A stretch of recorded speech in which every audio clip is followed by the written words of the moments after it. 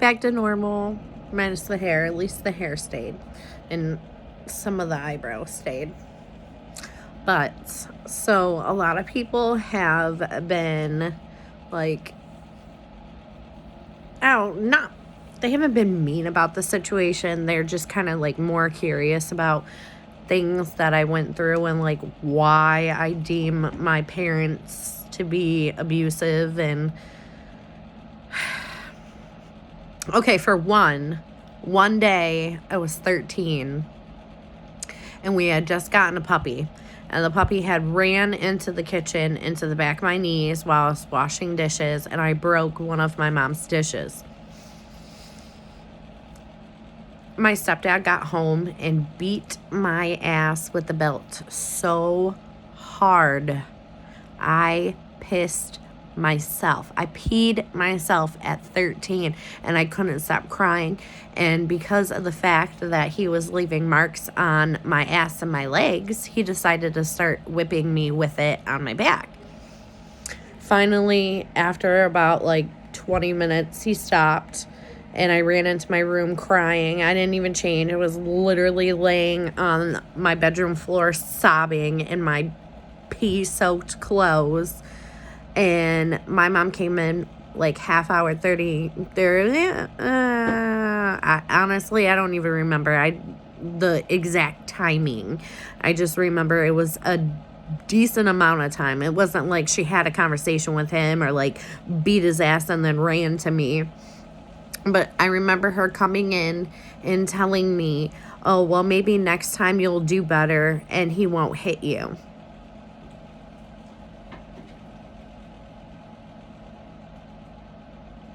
Yeah.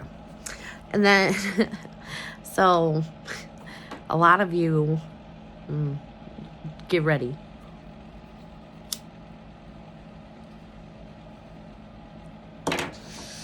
A lot of you don't know this, but my stepdad seems to think that he is like a prophecy from God.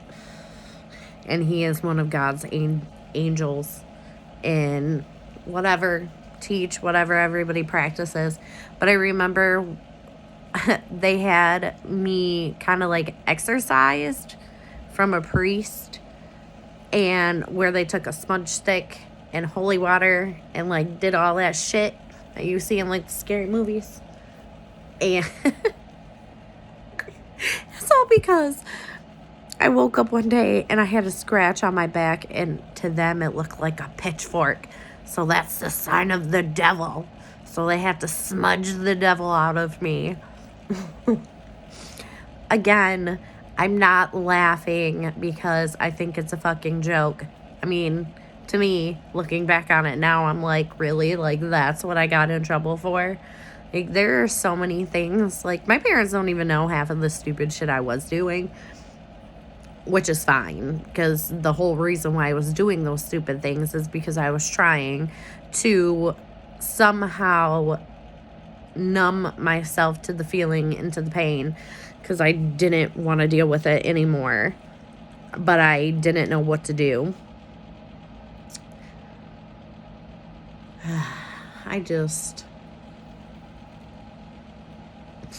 There were so many times, like, he'd beat me with a fucking belt as a punishment. Or, like, my other punishment, which is so excessive, and my hands still to this day, like, I hate writing. I love writing. Like, me as a person, I love poetry. I love writing things. You know, I'm working on my book right now and everything. But for the love of Jesus, okay, I got in trouble at school, I would have to come home and for a week straight,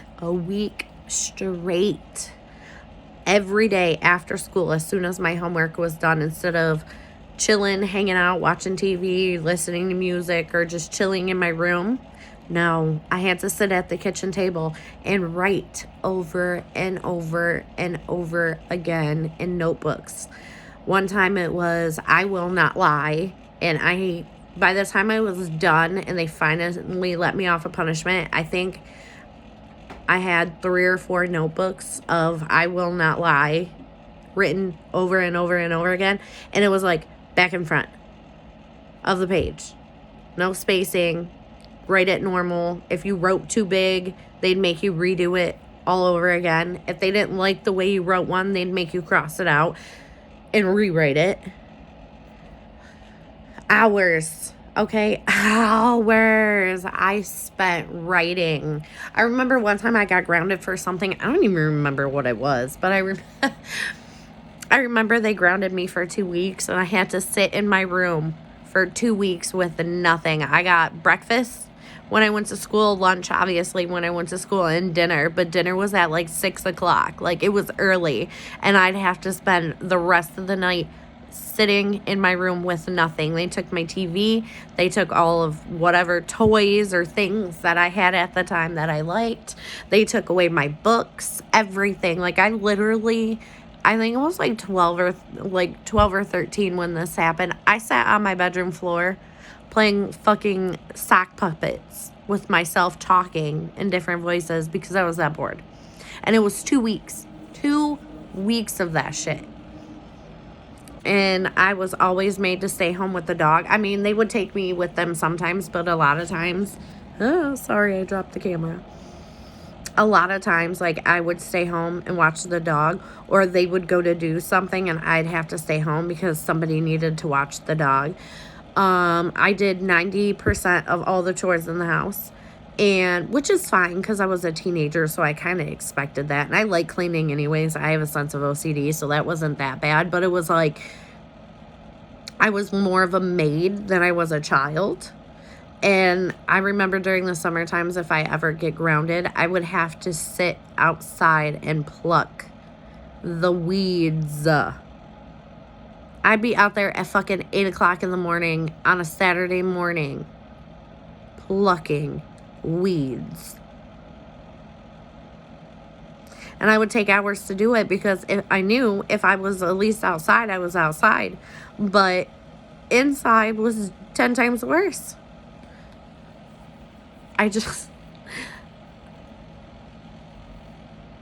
He used to grip up my arm so hard it would leave bruises. Oh, yes. I wasn't allowed to do anything, like any after school activities. It gets kind of frustrating when you think about it. And I look back and I'm like, I treat my kids so much differently than they treated me. And I hope that when my kids get to be this age, that they understand that the reason why I did the things that I did is because I didn't want to end up like my parents. This makes me question a lot of my sense of person and sense of like motherhood as well. You know, I never wanted kids, for one. I never wanted kids. I just realized this eye is super... Ain't nobody gonna tell me that I still had chunky ass eyeliner on this eye. Whatever. Is what it is. Anyways, I never wanted kids. I didn't want them. Couldn't do it. Was too scared. And then it happened. And I really wanted to give Aiden up for adoption. Because I didn't think at 16 that I'd be able to, take care of a kid, let alone barely take care of myself. But the day I felt him move was the day that I knew that nobody else could be a better mother to him than I could. And then along came Chunky. And here I am. I'm married. I have 3 beautiful children. I have a stable roof over my house. I have a new car. Well, it's not new. It's a 2017, but it's a newer car. I don't have to worry about how I'm going to eat. I don't have to worry about how my kids are going to eat.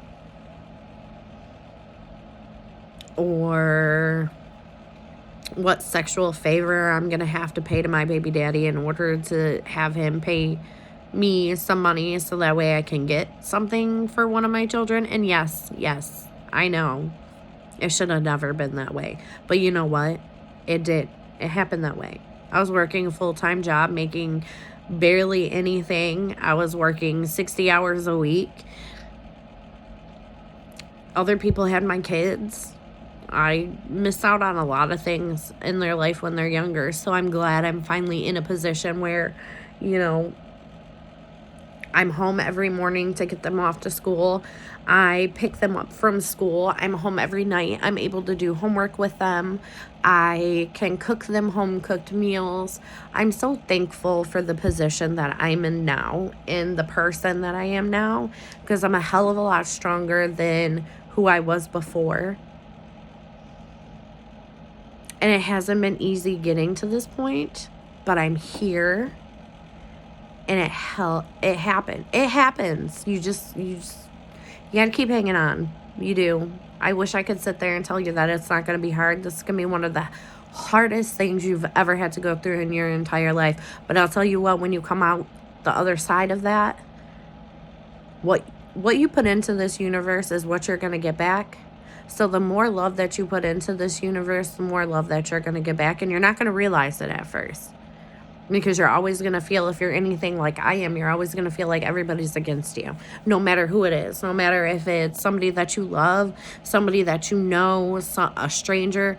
You're always going to have that setback. Dog. Sorry, you yell at my dog. 'Tis the season. It's shedding season, so now she's itching and scratching like crazy. Y'all want to see her? Come here, Zozo. Come here. Come here. This is my doggy. This is Zozo. Can you say hi, Zoe? Say hi. That's my dog. I didn't name her. It was supposed to be a Christmas present for my children. But this thing ended up becoming my emotional support animal.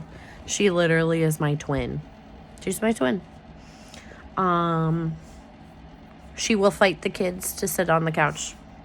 So if one of the kids is giving me attention and she does not like it, she will plop her 80-pound ass all up on my children and sit on them until they move. She follows me everywhere. I'm never alone, even when I take a shower. If I leave the door open, she's like, okay, Mom, me too. So this is my daughter that I'll never have. All right, so I'm going to hop off here. I just wanted to update you guys, let you know how my day is going so far. Happy Halloween, by the way. I will post later what I'm being and see if you 90s kids can figure it out. Peace, love, happiness. Bye.